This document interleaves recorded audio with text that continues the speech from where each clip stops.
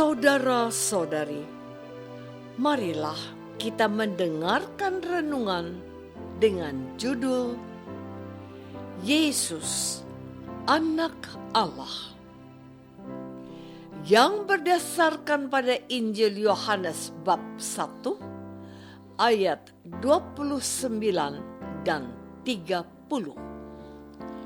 Yohanes berkata, "Lihatlah Anak Domba Allah yang menghapus dosa dunia. Dialah yang kumaksud ketika kukatakan, kemudian daripadaku akan datang seorang yang telah mendahului aku, sebab dia telah ada sebelum aku." Dalam nama Bapa dan Putra dan Roh Kudus. Amin. Saudara-saudari terkasih dalam nama Tuhan Yesus Kristus, Penginjil Yohanes memberikan cakrawala teologis baru kepada para penerima Injil yang ditulisnya. Refleksi teologis penginjil ini membawa para penerimanya memahami melalui kesaksian Yohanes Pembaptis bahwa Yesus yang datang kemudian dari Yohanes Pembaptis bukanlah seorang saja atau seseorang tertentu dari antara orang banyak. Yesus itu diperkenalkan oleh Yohanes Pembaptis sebagai Anak Domba Allah yang menebus dosa dunia. Dengan pernyataan ini, para pendengarnya dibawa pada peristiwa penyaliban Yesus yang ditinggikan di atas kayu salib, supaya setiap orang yang percaya kepadanya beroleh hidup yang kekal. Yohanes bab 3 ayat 14 dan 15. Tidak hanya itu, Yohanes Pembaptis juga memperkenalkan Yesus sebagai Allah yang telah lebih dahulu ada sebelum dirinya dilahirkan. Sebab dia telah ada sebelum aku, tambahnya. Pernyataan ini menegaskan permulaan Injil Yohanes yang mengatakan, pada mulanya adalah Firman. Firman itu bersama-sama dengan Allah, dan Firman itu adalah Allah. Yohanes bab 1 ayat 1. Saudara-saudari terkasih, menurut saya, pernyataan penginjil yang diletakkan dalam mulut Yohanes Pembaptis ini merupakan bentuk pembelaan dan pertanggungjawaban iman dari penginjil Yohanes. Karena pada masa ini ada penolakan terhadap kealahan Yesus. Yesus itu siapa? Dia hanyalah anak seorang tukang kayu. Ibunya bernama Maria. Saudara-saudarinya ada di antara kita. Bahkan seorang Nathanael berkata, "Adakah yang bisa kita harapkan sesuatu yang baik datang dari Galilea?" Orang-orang Farisi dan ahli-ahli Taurat mempertanyakan otoritasnya ketika ia berkata kepada orang yang baru saja disembuhkan dari sakitnya, "Dosamu sudah diampuni." Markus bab 2 ayat 5. Mereka bertanya dalam hati mereka, "Siapakah orang ini? Bukankah hanya Allah yang dapat mengampuni dosa?" Pertanyaan ini bagi saya adalah juga sebuah penegasan pewahyuan Yesus sebagai anak Allah yang memiliki kuasa mengampuni dosa. Firman-Nya, "Akan tetapi supaya kamu tahu bahwa di bumi ini Anak Manusia mempunyai wewenang untuk mengampuni dosa." Lukas bab 5 ayat 24.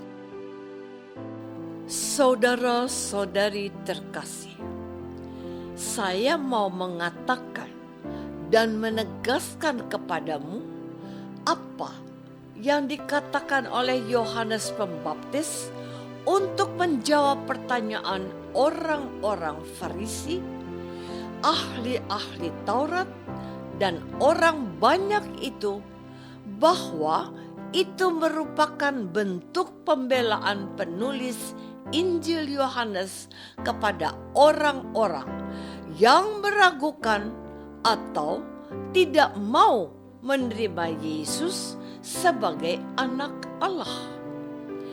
Kita mendengar kutipan Injil hari ini. Begini, Yohanes memberi kesaksian. Katanya, "Aku telah melihat Roh turun dari langit seperti merpati, dan ia tinggal di atasnya.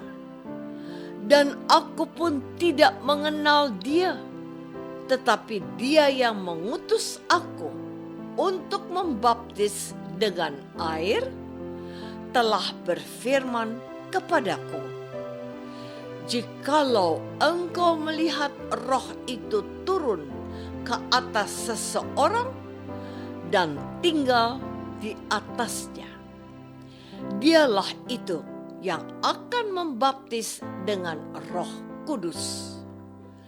Dan aku telah melihatnya dan memberi kesaksian, ia inilah anak Allah."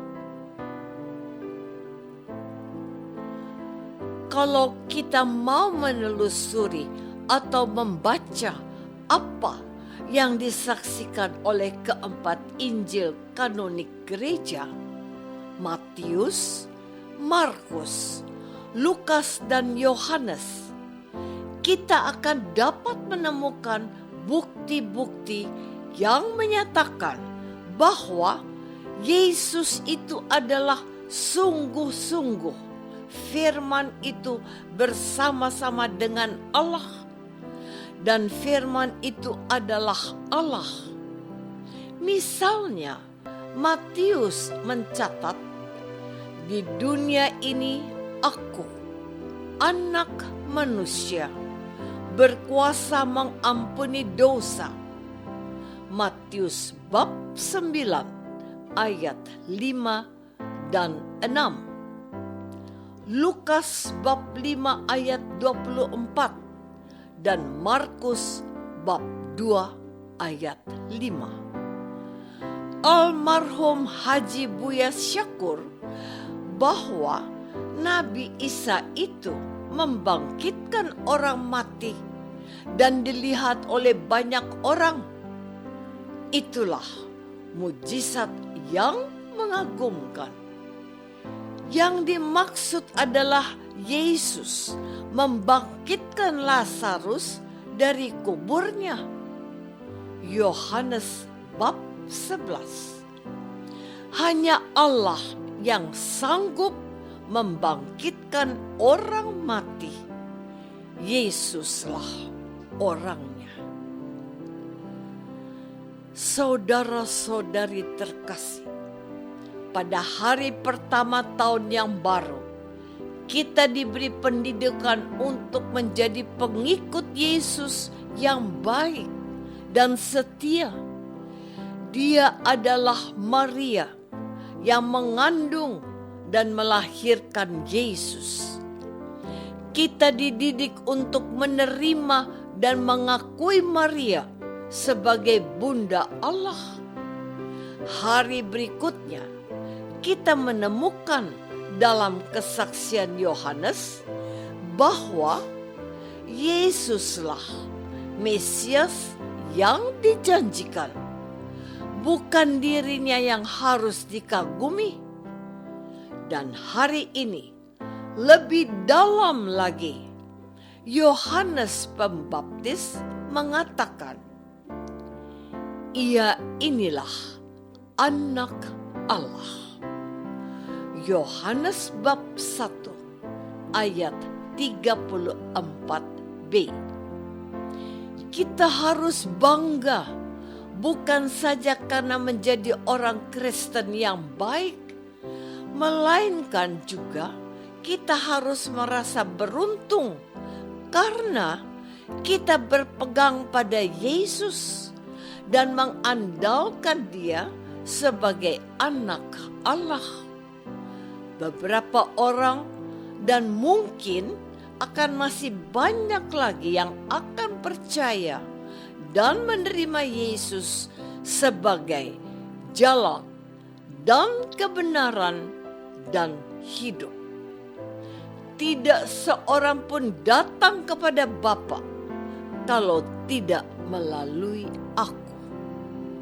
Yohanes bab 14 ayat 6.